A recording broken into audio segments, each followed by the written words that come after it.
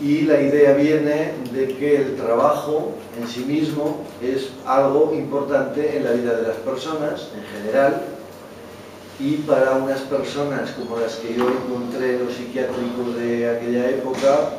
pues no era algo importante, sino que era algo vital, era algo que nos permitía poderles ayudar a recuperar pues la propia vida, ¿no? porque si no tenían una vida como en alto riesgo.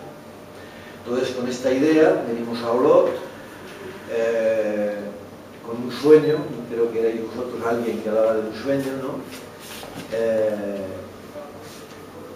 Y nuestra única certeza era esta que os he dicho: el trabajo puede ser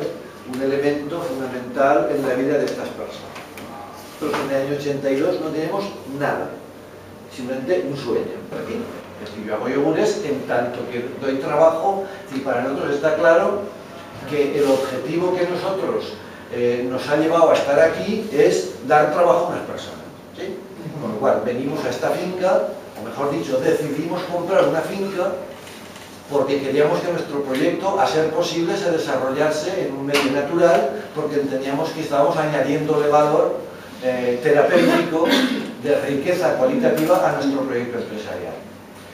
Nosotros, bueno, recibimos muchas peticiones y, bueno, pues, como el día tiene 24 horas y tenemos otras cosas que hacer, además de recibir visitas, pues nos parecía que esta era una forma que incluso yo entiendo que puede ser más rica, que no, si aparte de que más económica en tiempo para nosotros, que es dedicar una mañana y tal, además yo pienso que puede ser rico el hecho de que os conozcáis o que incluso podamos, eso, el haber intercambio.